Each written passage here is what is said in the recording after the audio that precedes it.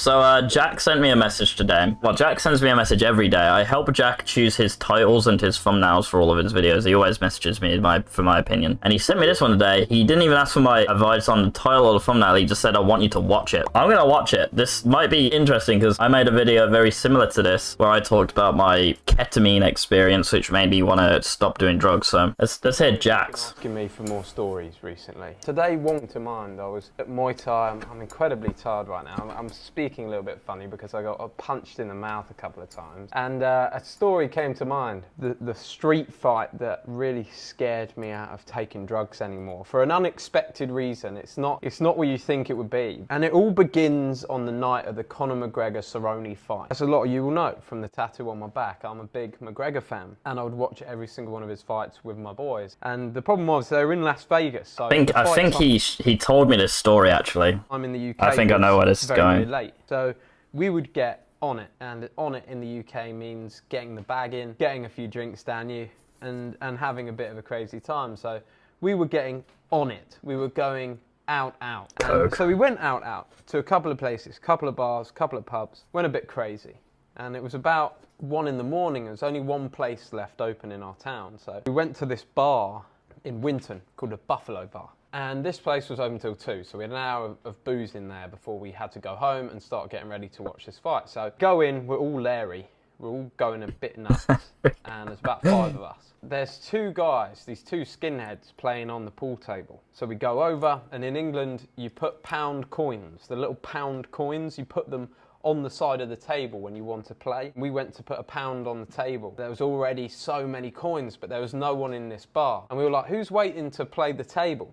To these 2 guys. And they were like, well, we're playing. We're doing all of these coins and you lot ain't gonna play. And we were like, oh, right. A couple of geezers. Yeah, it is a story. There were 2 chicks as well. They had 2 girls. So a few of my boys went to start talking to their girls. We started being a bit leery with them. I can't remember too much because I was so hammered. But as far as I remember, we ended up playing pool. No one got hurt. There was no real argument and everything seemed fine, or so we thought. And these guys just seemed to sort of disappear. And the next hour went very quickly. We drank some more drinks. We played on the pool table and we decided to walk home. So we walked home in convoy. Big old group of us, 5 of us. Nothing's going to happen to us. There's 5 of us. All very, very hammered, mind you. So we walked back to the house and we walked through the front door. Now, what we hadn't realised was these guys had not left the bar and gone home. They had left the bar and got in their van and they followed us back to our house. So when we got home, a few of the boys went through to the kitchen, a couple went upstairs to use the toilet, and there was me, my friend Adonis, and my friend Ross on the stairs in the house. And these 2 guys burst in the door and started beating up our friend Ross on the stairs. We're hammered, we're like, what the fuck's going on? Someone's just burst in the door. So me and Adonis run out there. We have this big ledge off the side of the house, maybe 6-foot ledge down onto concrete. And we pretty much threw these guys off the ledge and then jumped down and we got into this big brawl outside the house. Just the 2 of us, me and Adonis. Everyone else was unaware. They were in the house. They didn't fucking know what was going on. Ross was like just so hammered. He didn't even know he'd been punched. He was just looking at the blood in his hands. That's it, bro.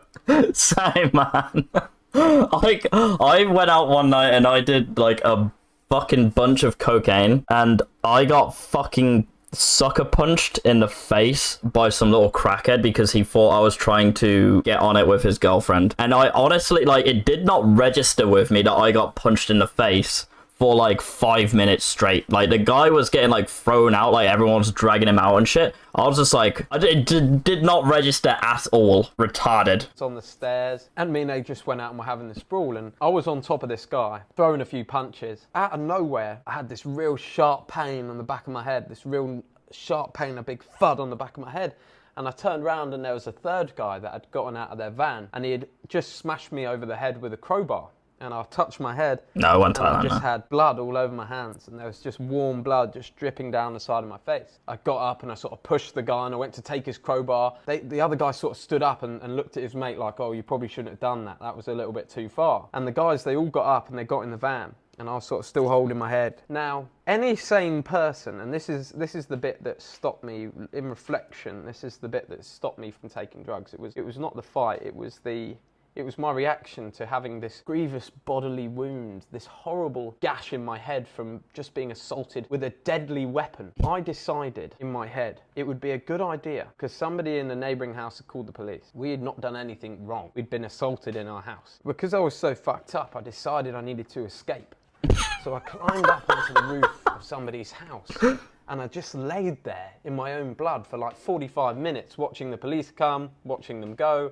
Once they went, I went back down into the house, and I continued to, and I sat down to watch the Donald Cerrone fight with Conor McGregor. I didn't get my head looked at all. It was bleeding all over me, and we were all just in a complete state. A couple of my boys came, wrapped some toilet roll around my head. But That's crazy.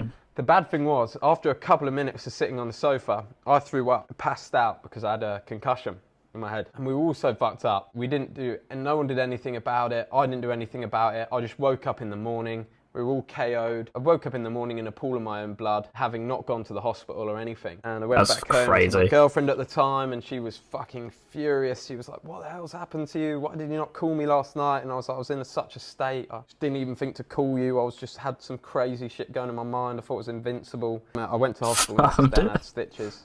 And my head was stitched up, and luckily I had no permanent damage. Well, maybe I have had some permanent damage, but not as far as the doctors have said anyway. But it was on reflection of that story when I got home over the next few days, and I thought, fuck, you were so lucky that you didn't die, for starters, because you can kill someone by hitting them with that. Yeah. You basically nearly killed yourself, because if you had been hit and you'd been bleeding internally in your head, you didn't take yourself to the hospital. Wow, that's crazy, actually. Actually, holy shit, he could have been internally bleeding and he wouldn't have known. That's fucking crazy, bro. It's because you're all fucking crazy and you're all on drugs. And you left the people that could have helped you, the police that could have called an ambulance and looked after you. You went and climbed the roof. You really were trying to kill yourself in the middle of the night. So it was never the fact that we would get into fights or go crazy when we were taking gear or getting really fucked up, but it was the fact that I had no concern for my own health and my own well-being.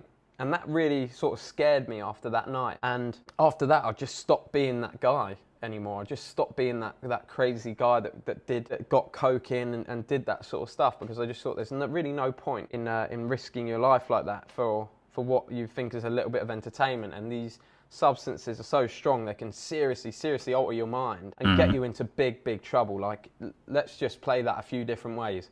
One, I could have died. Two, who knows what I could have done if I'd gotten hold of a crowbar and then gone at another person. I could have killed someone. True. We could have thrown someone off the wall when they came into our house. They could have landed on their head and died. And I'd just say, like, a lot of people, especially in the UK, they play down the magnitude of, like, drugs and what it does to you. It's very popular at university. Just be careful out there, boys. If you're a young man and you're starting to experiment those things, because you can make mistakes when you're fucked up that can impact the rest of your life. So there you go. There's your story. Boys, if you haven't joined the Gorilla Tribe yet, now... That's crazy, bro. That's a really good video, and it's very fucking true. Like, in the UK, boys, drugs are so fucking normalized. I was going out, like, once every 2 weeks or so, doing mainly ketamine, MDMA, coke, all that shit. And in my brain, I shit you not, it was entirely normal. It was like, no, this is just normal, this is what young people do. They go out, they do loads of drugs, and it became completely and utterly normal for me to literally snort powder up my fucking nose, like smuggle shit into clubs, sneak off to the bathroom in the club with a fucking key and a little baggie, like, that was completely and utterly normalized for me. And it didn't take that long. It went from experimenting with, I'll take a pill before I go into a club and see how it goes. It went from that to smuggling baggies of coke into clubs, like, in my pants, sneaking off to bathrooms and doing, like, keys and, like, balloons. Wow. It happens fast. Happens fast, man. And it's fucked up. It's fucked up because, as Jack just said, you can make decisions on that shit which will change your life forever. Like, dude, I was coked up in that club, and, like, this dude had the perception that I was trying to hit on his girl. He could have stabbed me. He could have stabbed me. People are crazy. Men are crazy. Men on drugs are crazy. Men who are territorial are crazy. If he thought that I was trying to fuck his bitch, he could have just stabbed me. He literally came up in my ear, whispered something to me. I asked him what he said, and he sucker punched me. No warning. He just punched me in the fucking face. And I didn't even react, because I was so coked up. I did not react at all. People around me reacted. I did not. And the night which I stopped doing drugs, when I realized it was a problem, it wasn't on the night that I realized, it was a few weeks after, because my very close friends, Hamza and Yanis, literally just got me in a call and basically just told me that I have a fucking problem. Because again, it was so normalized to me that I didn't think there was anything wrong at all. But like, when my very close friends, Hamza and Yanis, are telling me something, I listen. I listen, even if I don't agree with them, I fucking listen. I listen. So I did. But I went on a night out. I bought a baggie of cocaine, went to a club. I was doing keys of the cocaine in the club. I walked home from the club after the night out and went back to my friend's place and started doing loads of balloons, and balloons are fucking heavy. They only last a minute, but like, dude, you're starving your brain of oxygen when you do them. I did a lot of balloons. So I did coke in the club. I came home, I did balloons, and then I also did 2 very big keys of ketamine. Right, so I was on a cocktail of drugs. I can't begin to describe to you what happened in the next 8 hours of my existence. There was an hour of it where I know for a fact I was talking to 4 people who weren't real. They weren't real people, and I found this out because I had like an instinctual feeling that they weren't real as I was talking to them. So I pulled up my phone and on the camera, and I pointed it at them, and they weren't there, and then they disappeared. That's like... Ketamine is a hallucinogenic, so there's that. The 2 hours before that are completely... I don't have a clue what happened. I have an idea of what happened because my friends told me. Apparently, I went to sit outside on the bench. There's a video of me outside on the bench where I'm just fucking laid out. I'm just laid out, and then went back inside. I was sleeping around my friends, and I was sleeping on the sofa, and I had apparently like fell asleep on the sofa. So my friends decided to go to bed, and one of them tried to talk to me, and apparently I started muttering about SpongeBob, and then they went to sleep. But I wasn't asleep. I woke up again, and that's when I spoke to the people who weren't real. I thought they were real, they weren't. When I realized they were gone, I had like a conscious feeling that I am super fucked up and I need to just get through this. So I started just recording myself on my phone, which I still have those videos. I can't bring myself to watch them. I started watching one of the videos and it made me very upset. It's just, you know, me sat on the sofa with a lot of like white powder around my nose, looking very fucking misguided and lost in life. I can't bring myself to watch them. They're still on my phone. But for the next like 6 hours was that I was on the sofa. I could not really move very well. I went up to get water, and it took me like 20 minutes to walk over to the tap, which was very close by. Sat down again, more coping. There was a point where I felt like I needed to throw up. I need to be sick because that'll make it better. So I went up to the bathroom. I was starting to get a bit more mobility as it went on, but this went over 6 hours. Okay, 6 hours. So there was a point where I was like, okay, I should go throw up. So I started to go up the stairs to the bathroom, lying on the floor in the bathroom for a while. I couldn't throw up. I went back downstairs, more coping, and eventually, like at 8 a.m., I went back up to the toilet and I threw up, and that's when I started to just sort of feel a little bit better, and then I got like an hour of sleep. But fuck me, bro. Like, holy crap. And like, dude, again, even after that, I still felt like this shit was normal. And it was only when Hamza and Yanis got me in a call and expressed genuine concern to me as a friend that I started to listen. So, moral of the story, guys, you need very good, strong friends around you who are looking out for you, have your back, and are ambitious. They don't want to hang around losers. You know, I have friends who I would do these things with, and their opinion doesn't matter because, like, they're nice people, they're nice friends, but they're not ambitious. They don't necessarily, you know, want to win. They're not winners. Of course, it's like completely normal for them. It's like, oh yeah, dude, like, of course we're doing balloons and ketamine at 5 a.m. in the morning. Why not, right? You need to have very good friends around you guys, because it's one of the most important things, because without Hamza and Yanis sitting me down and talking to me, I would probably still be doing this shit. I'd probably still be doing this shit, man, because it was so normal for me. I am that way inclined. I can fall down rabbit holes very easily, you know? So, yeah. Moral of the story, 1, have very good friends around you, and 2, as Jack said in his video, be very careful about drugs because they're so normalized here in the UK. And as Jack said again, like, if you're fucked up on these things, something could happen which could literally change your life forever. You do something, you go to jail for like fucking your entire life. kill someone on accident, you know? Don't fuck around with this shit.